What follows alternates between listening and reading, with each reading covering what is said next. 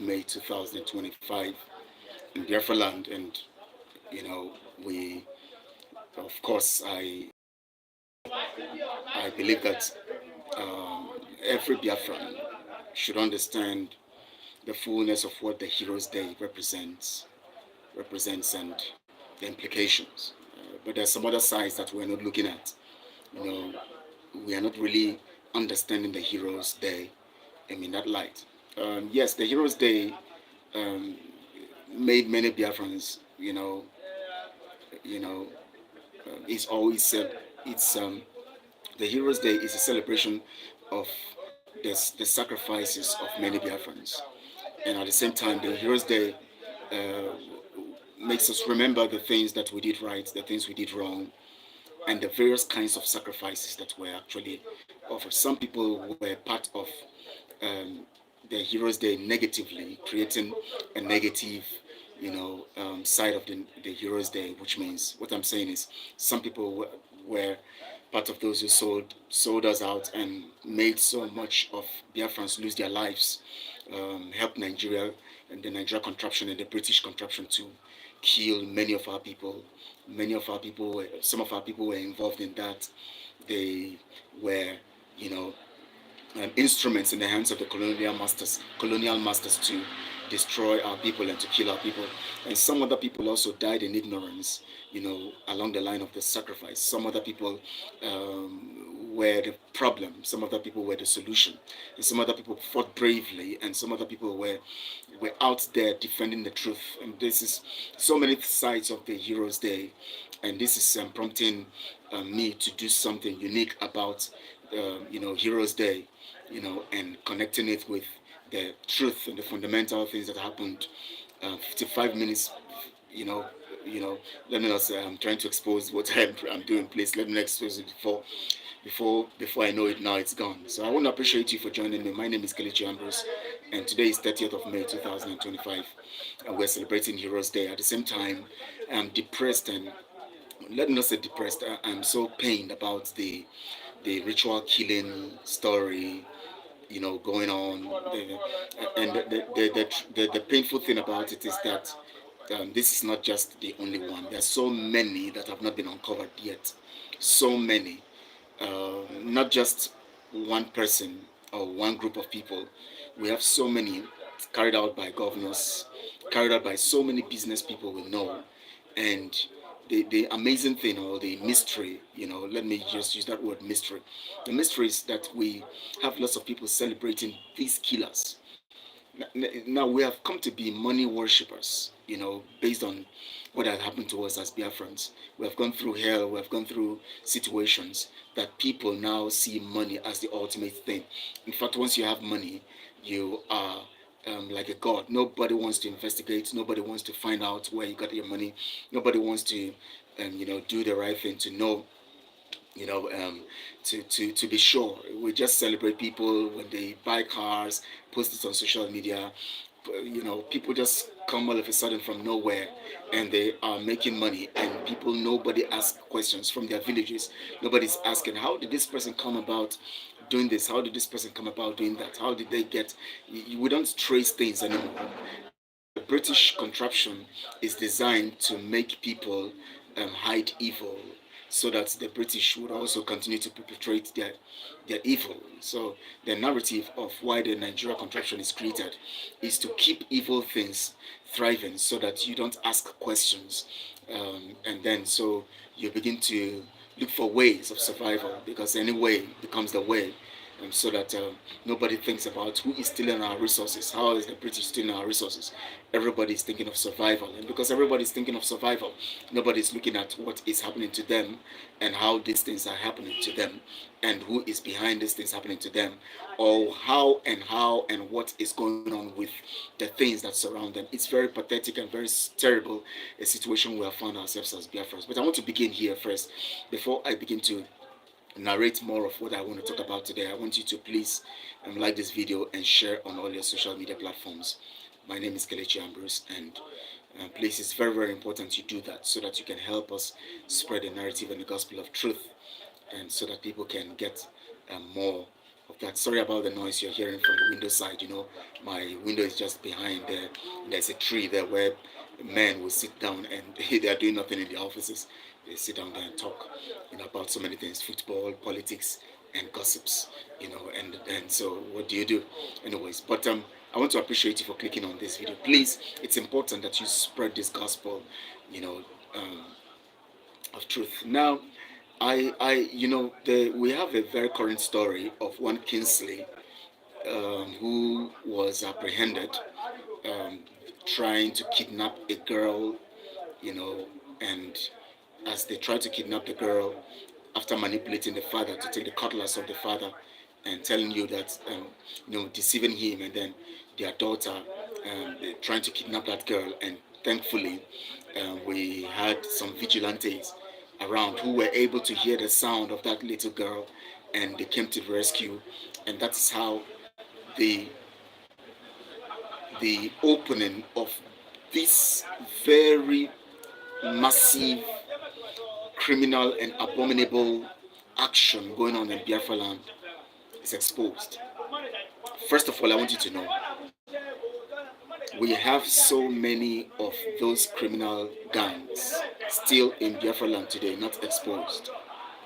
And I want to let you know something. Please, those of you who, first, I want to talk to those of you who are always celebrating and dancing around people because you see them having money, or going to think about your life and thinking that you are nobody, or you are worth nothing because somebody is on social media flaunting wealth, spraying and all of that. Let me tell you something.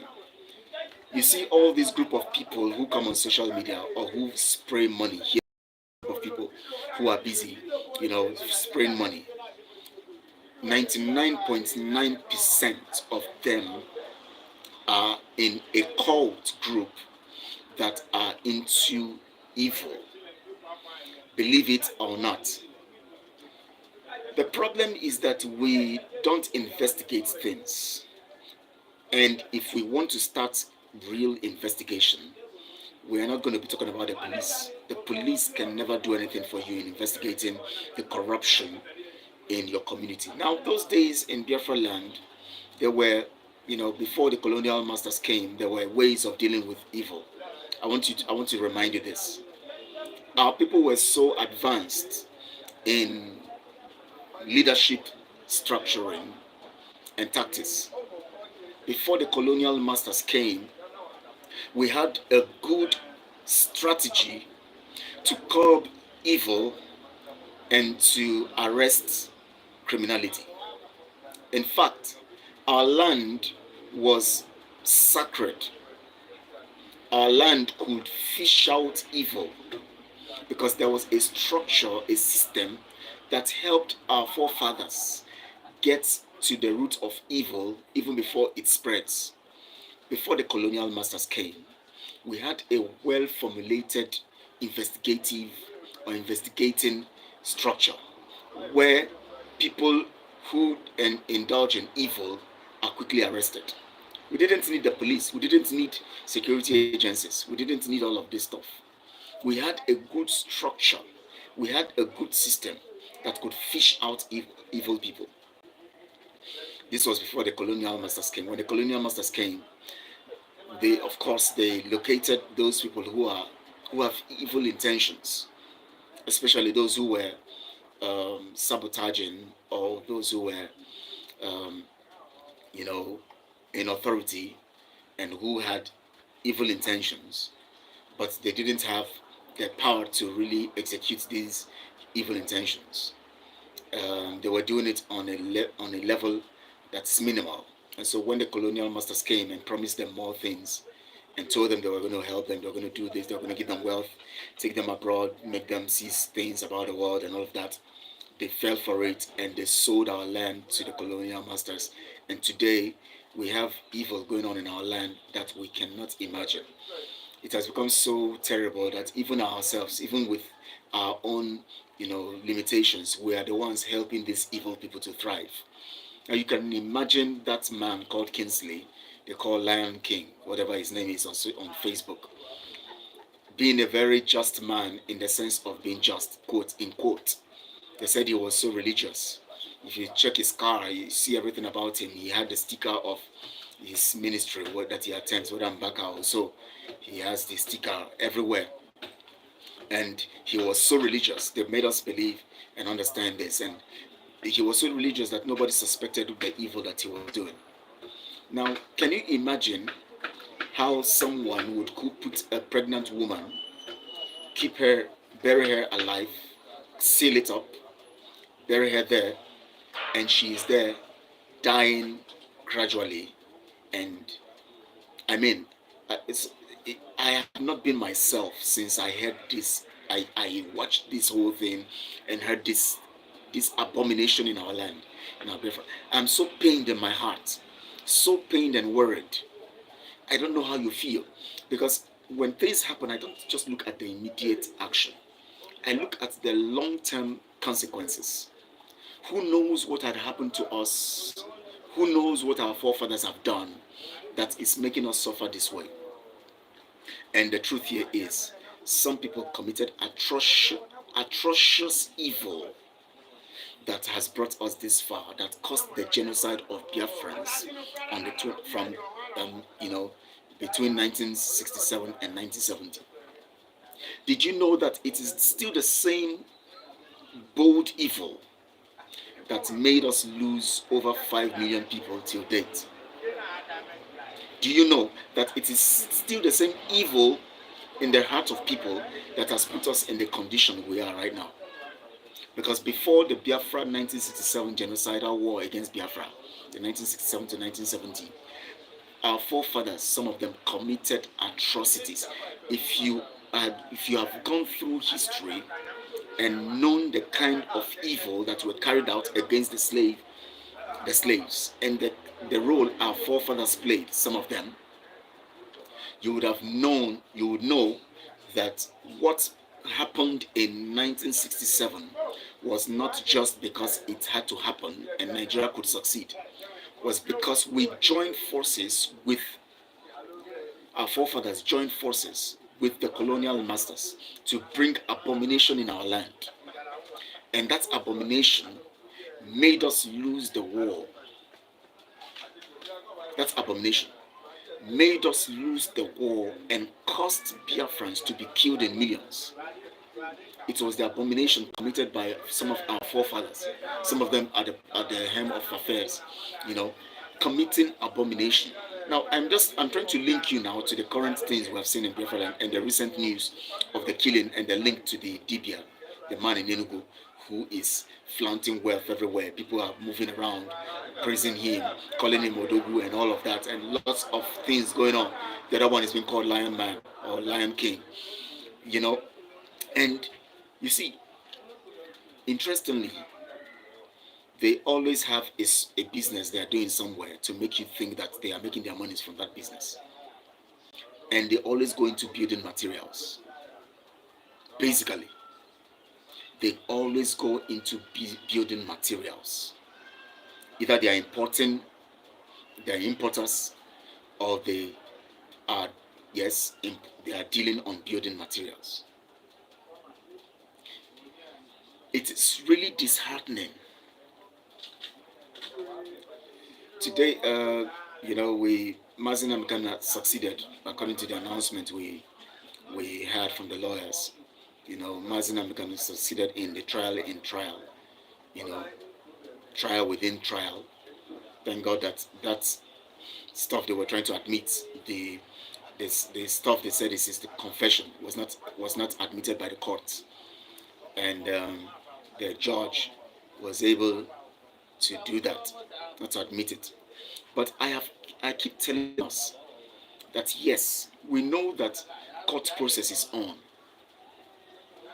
but we shouldn't make it a subject as if we are proving what Mazi Nnamdi Kanu is going through. Because the more you keep reporting these things, the more it seems as if we are endorsing it, we are following the court process, and we are counting it to be legitimate.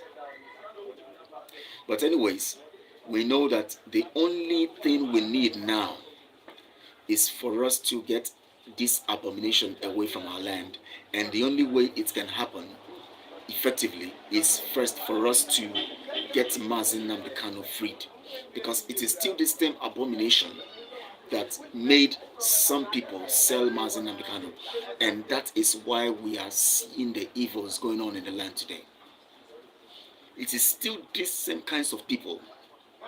When they came to Mazi Nnamdi Kanu's house to attack, you don't know they came with Dibia too, evil Dibia. When the Nigerian military came to Mazi Nnamdi Kanu, wanted to kill him, they believed that there will be strong charms in Mazi Nnamdi Kanu's house. That's what they believed. So they brought their own Dibia, corrupted Dibia, to come over there, to come with the military to attack in Mazi Nnamdi Kanu's house. You think they don't go around with this stuff? Anytime they are going to do something against good, they have their own Dibia, their own corrupted Dibia, who does the evil charms for them. Anytime you see, the reason why our forefathers were able to sell slaves and sell our people those times as slaves is because they had Dibias who were corrupted, who were doing charms for them. Today, the reason why you see most people, flaunt wealth here and there and tell you they are rich by money rituals is because there are corrupted Dibias making money for them, doing the charms for them. Didn't most of you see the video? Didn't you see the one and the woman, the pregnant woman in the ground? Isn't it shocking to you? Let me see if let me find a video of that stuff, and let me see. Some of you might have not seen the video, but let me check it out and play it out here for you to understand the gravity of what we are saying. A pregnant woman under the ground. A pregnant woman under the ground. A pregnant woman. Now watch this.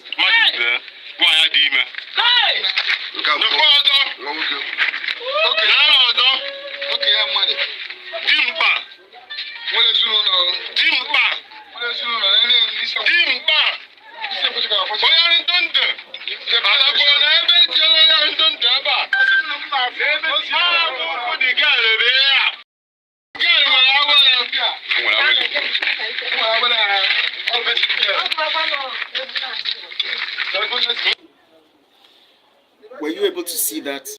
Let me play it again so that you will understand. A pregnant woman, she's gone, she's dead, but you see her stomach. Who can have man? No.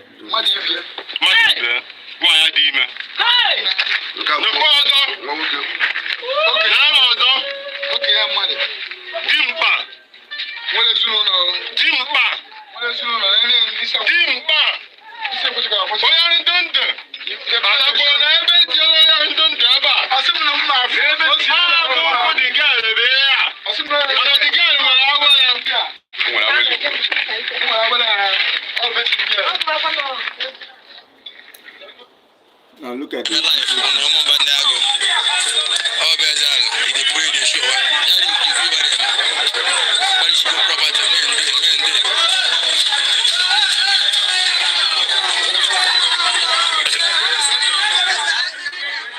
Now these are the look at.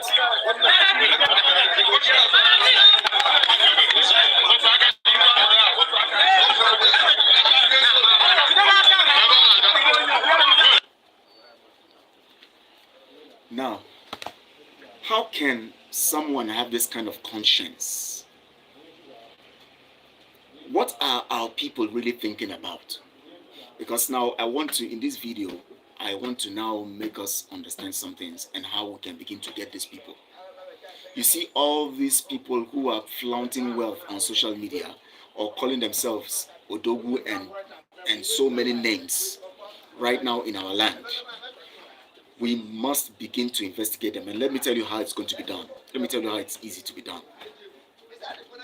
You see, every community, thank God for the vigilante that actually was able to rescue that girl. It was not the Nigeria police. Because if this matter had gone into their hands, maybe only God knows what would have happened. This man would have bribed and then they will cover the case. Now, these vigilante men were able to hear the girl's voice when she was tied already. And they were able to rescue the girl. This connects to what I have been telling us, that every community must get a solid vigilante. I'm talking about every community, not local government or state. Community. You must have, don't mind, see, the money you spend for it is worth more than the damage it will do. It will do if you don't have the vigilante.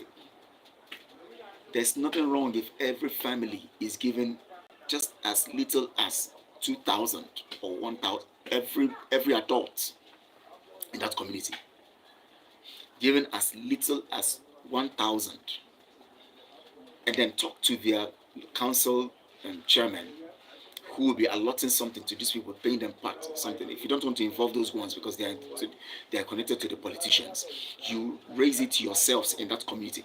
Raise your young men in your community. Their job every day is to go around to the farms, to the bushes, move around.